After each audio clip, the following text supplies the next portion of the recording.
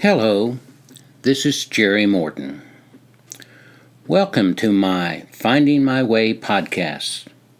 This is podcast number 48, titled, Are There Any Questions? Podcasts 34 through 61 are stories from the year of Army training I experienced. The training started in August 1966 and ended in June 1967. The stories are published in the book Reluctant Lieutenant, From Basic to OCS in the 60s, which was published by Texas A&M University Press as a military history. Are There Any Questions is an account of the beginning of Infantry Officer Candidate training in January 1967. Jerry becomes platoon morale officer, learns about eating on the square, and becomes oriented to the various OCS ways of existing. It is recommended that you listen to the Army training stories in the order in which the podcast numbers present them, so that you can appreciate the full contextual richness of the later stories. Are there any questions? The barracks were 3 stories high. They were rectangular blocks, regularly spaced for about as far as the eye could see. The landscape seemed denuded of trees. It was mainly one of gentle rolling hills with the many identical buildings towering over everything in evenly spaced rows and columns. Roads passed through them in precisely mapped patterns. Each building had an asphalt area behind it that served as a miniature parade ground for the men living in their respective buildings. Neatly trimmed grass grew in the open spaces not occupied by cement, asphalt, or buildings. Everywhere you looked, uniformed men were quickly moving as if they were ants with unfathomable missions that differed from those of all the other ants, indistinguishable from them. A few brief questions and a lot of walking got me to the right building in the maze. The 63rd Infantry OCS Company building loomed in front of me. Toting my life's accumulation of military gear in my duffel bag, I entered. Name, last name first, first name, middle initial, the company first sergeant snapped at me. I responded, 5th Platoon. Next, he said, looking at the man behind him. The higher your platoon number was, the more flights of stairs you had to climb. Multiple flights of stairs made for a hard climb when you are carrying a stuffed duffel bag on your shoulder. Everyone traveling up or down the stairwell seemed pleasant enough, even though all of the men were moving with a purpose. The exception was the 3 or 4 second lieutenants in the area. From the glare in their eyes, you knew not to ask them much. When you did, they responded with as few words as possible. Right off, you understood that it was best to avoid them. A large latrine and shower area was located to the right of the stairwell from which I entered the hallway. The 5th Platoon was to the right, past another stairwell and latrine shower area further down the corridor. The 6th Platoon was to the left. I turned right and headed for the double doors at the end of the hall. I could see into the platoon bay through the glass in the doors. Chin-high partitions created cubicles on both sides of the long red and brown tiled floor, all the way back to the end of the building. The wall at the far end held a huge exhaust fan with shutters that partially blocked out the sunlight from the open sky beyond. The fan had to be at least 5 feet across. A metal grill protected the blades from paper and other objects that might get sucked into it. As I entered the 5th Platoon's bay, it was full of activity. Men were claiming their bunks and unpacking. Each cubicle seemed to be identical. One set of bunk beds and one single bed per cubicle appeared to be the norm. 3 men were to live in each of the little spaces created by the chin-high wall dividers for the next 6 months. The bunk beds had been set up on the far side of each cubicle in relationship to the double doors leading into the hallway. Chests of drawers were pushed together and backed up to the divider that created the boundary between the room and the center aisle. The openings in the divider served as the entrance to the cubicle. 3 wall lockers were wedged between the end of the bunk beds and the back wall. Every other cubicle or so had a window. Compactly grouped against the back wall were desks. Underneath the beds were footlockers. It was a standard military arrangement: 1 bunk, 1 wall locker, and 1 footlocker for each man in the cubicle. About 2/3 of the way back, on the left, I found a cubicle with just 1 guy in it. "Mind if I move in?" I asked with a grin. The black guy stood up from making the lower bunk bed and held out his hand. "No, come on in," he said as we shook hands. "Nathan Monroe. They call me Nate." After our introductions, I began to unpack and settle in. I chose the top bunk. Not many people choose the top bunk as a place to sit. It is easier to prepare for inspections. If people do not sit on your bunk after you've made it up, it stays ready for the morning inspection. It was not long before the bay was full of men. All 34 members of 5th Platoon had arrived. We were a beehive. All of us pretty well understood the Army drill. You hung your dress uniform in the wall locker and placed your dress shoes and extra pair of combat boots on the bottom. Personal items such as magazines, pictures, money, black shoe polish, spare shoelaces, non-inspection quality combat boots, and contraband items went into the footlocker. Your padlock secured it. By mid-afternoon, we were in the swing of things. Everyone was asking everyone else what the OCS way was for storing things in the chest of drawers, study desks, and wall and footlockers. Whatever way that was, we knew that it would be the same for every man.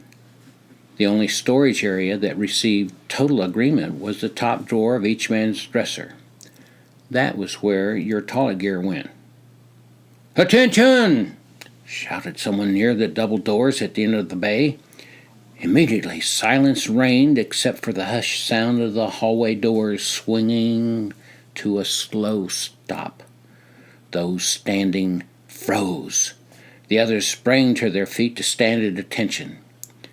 With the final slight swing of the double doors, the silence became absolute. Officer Candidate School has begun. "As you were, everyone assemble on me now," demanded a voice with a noticeable edge. Converging to the front of the bay with haste, we saw the 2nd lieutenant.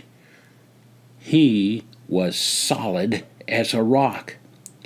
If someone had said he was a Division I college fullback, all of us would have believed him.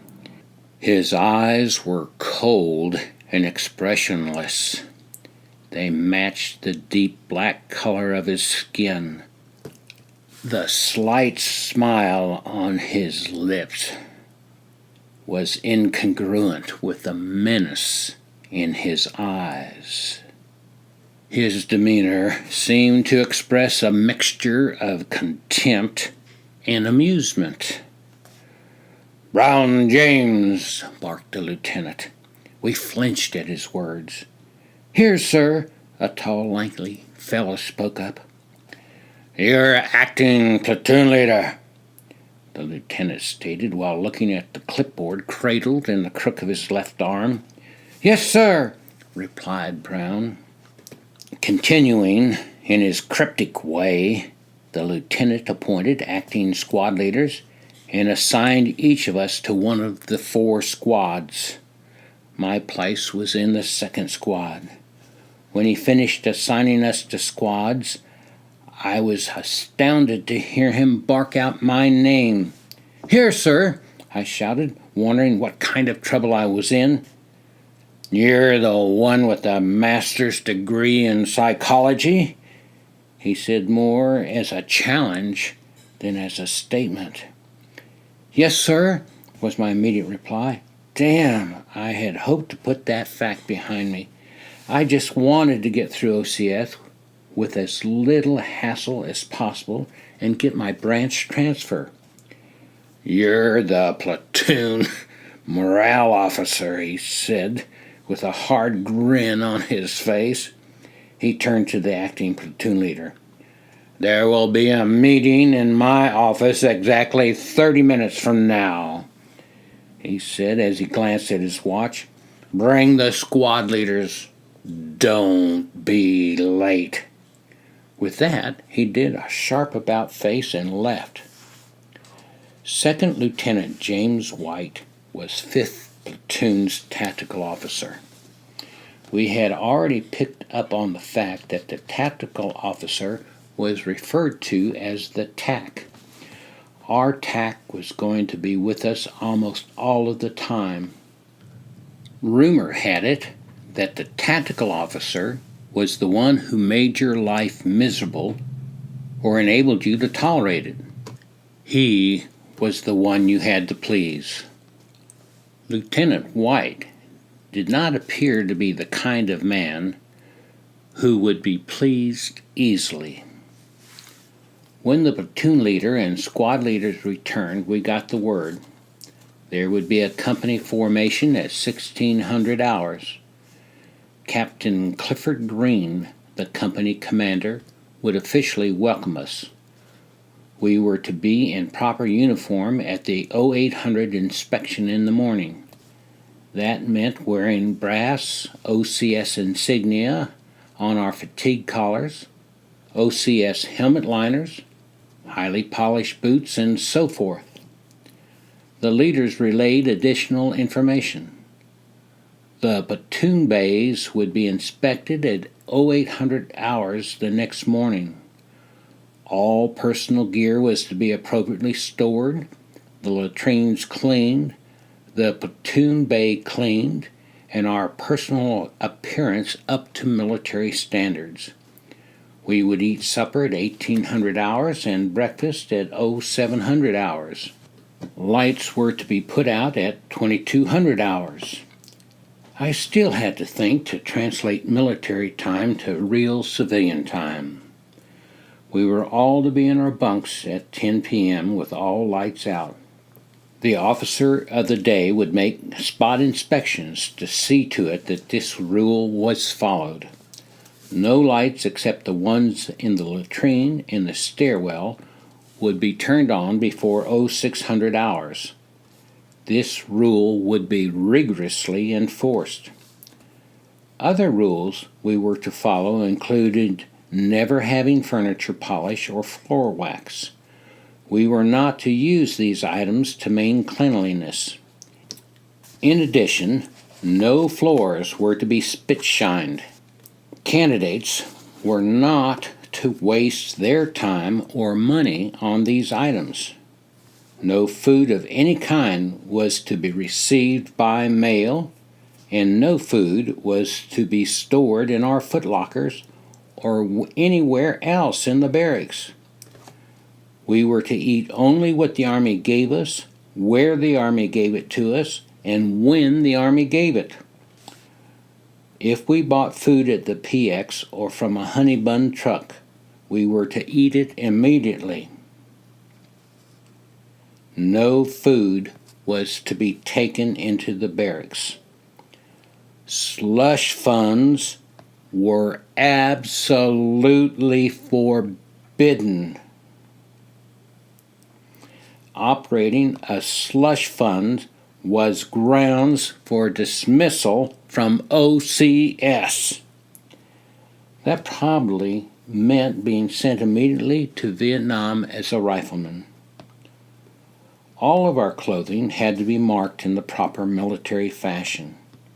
T-shirts had to have our last names stenciled on them. Boots and shoes had to have our serial numbers on them where they could be easily read. Fatigues and other clothing items also had to be marked.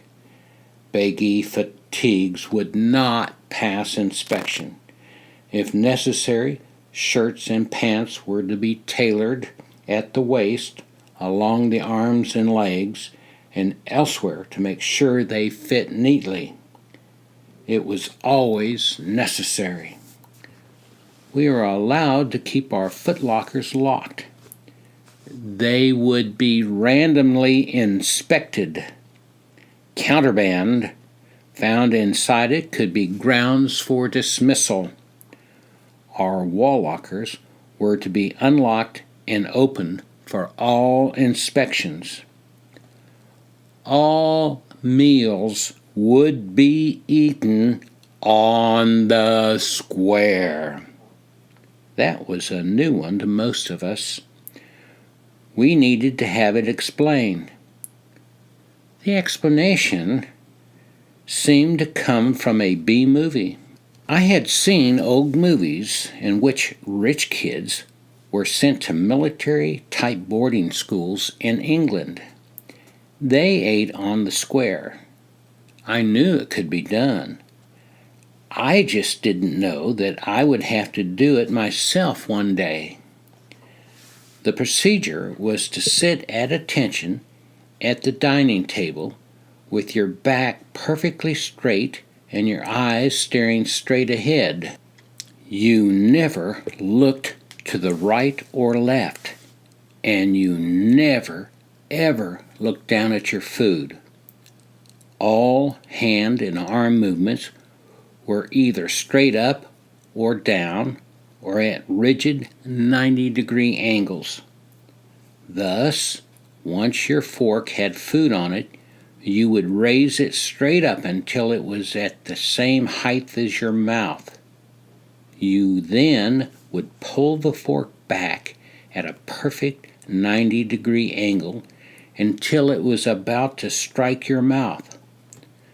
Just prior to hitting your mouth, you opened up and deposited the food inside. Once over it, you would move your arm and fork in a straight line back from your face until it was directly over your plate. You then dropped your hand with the fork in it in a straight line down to the plate to obtain another bite of food. Of course, you maintained your straight-ahead stare throughout the maneuver. This process would be repeated until you were full or the tactical officers determined that the company had expended all of the time allotted for that meal. Several of the guys thought this was a joke. The Army could not be serious about having us eat this way. It was not possible to feed yourself in such a manner. Most of us were recent college graduates. A few of the candidates were former sergeants. Still fewer were recent high school graduates who had been to various Army training schools before coming to OCS. In OCS, everyone loses whatever rank he held. The program was intended primarily for bright enlisted men who had achieved distinction as non-commissioned officers but lacked a college education. The Army sent them to OCS to become officers. As soon as they reported, they lost their stripes.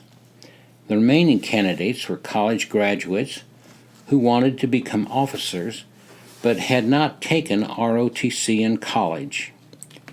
The college graduates who came into the Army because of the draft and wanted to become officers were like me. They had gone through basic training in AIT. Most of us were promoted to the rank of Private First Class, pay grade E3, upon graduation. When we arrived at OCS, they began giving us E5 pay.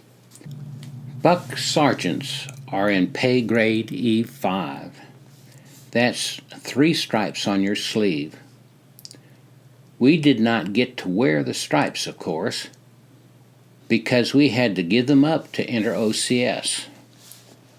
The only time you wore any rank in OCS was when you were in an acting leadership position. We were supposed to wear brass and pin-on insignias that said OCS attached to our collars to identify ourselves as candidates. Unfortunately, they had not issued us any of them. We would have to buy them at the PX.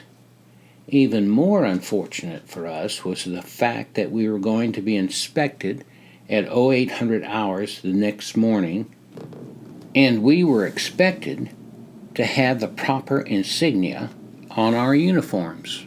None of us had purchased said items. In fact, no one seemed to know exactly where the nearest PX was. Someone said he thought it was about 5 miles from our barracks, but he was not sure. Others said they were pretty sure it was somewhere east of the barracks. A sense of uneasiness was settling in the air. Another series of rules was passed out concerning how our clothes were to be stored in our chest of drawers, where our training manuals were to be kept when classes began, what study hours were to be, and the like.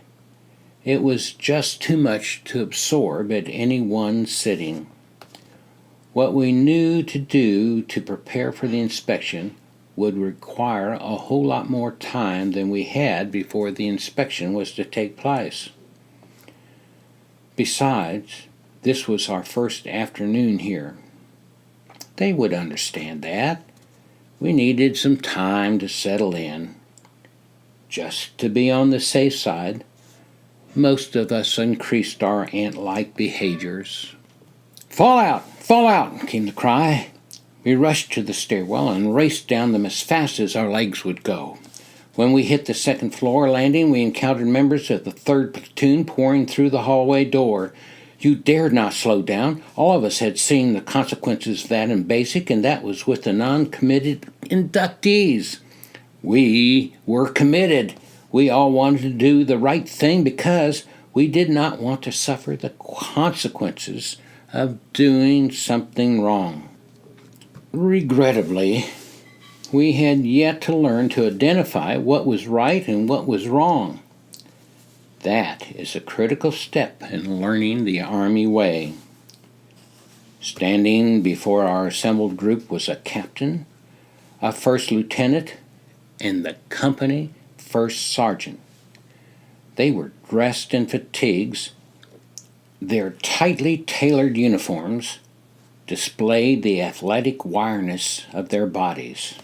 Sharp, starched creases in the pants legs and on the sleeves of their uniforms accentuated their fitness. They had the lean look of a distance runner. The tactical officers mirrored that look with one exception. The 4th platoon tac was just a little pudgy around the middle. His loud shouting had already distinguished him as a bear. Definitely someone to stay away from. The poor guys in 4th platoon were going to suffer. The captain's uniform told us a lot.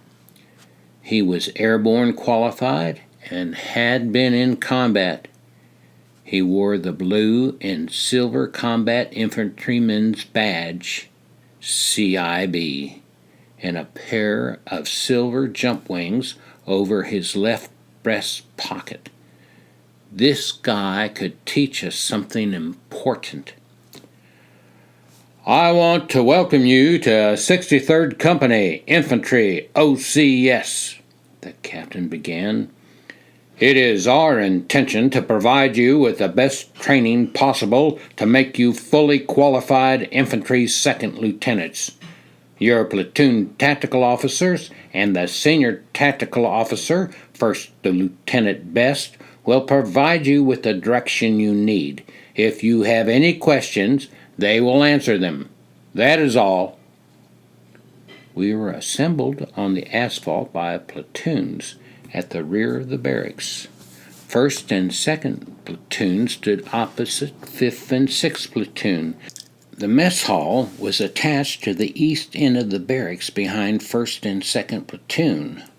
The 3rd and 4th platoons were at the west end, so that together the 6th platoon formed a square U-shaped formation. Being in 2nd Squad, 5th Platoon, I stood in the middle of the 2nd rank with the barracks on my right and 6th Platoon on my left. One's sense of place in the Army is important. The tactical officers stood in front of their respective platoons. "Company!"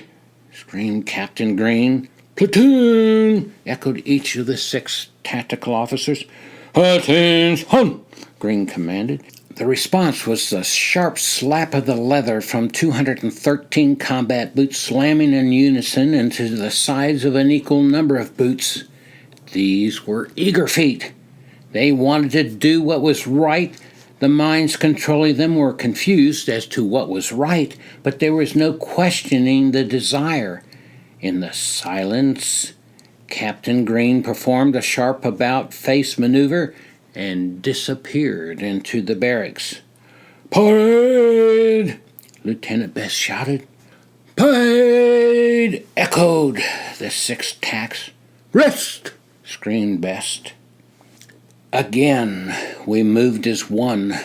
Right feet crisply moved 18 inches to the right as arms snapped behind backs, making a perfect 90-degree angle at each elbow, allowing every forearm to be perfectly parallel to each shoulder's belt line, the back of every right hand nestled in the palm of every left one, the thumbs interlocked. "1/3 of you are quitters. Don't waste our time. Leave now," demanded Best. Silence met his demand. "You look like pond scum," Best hissed.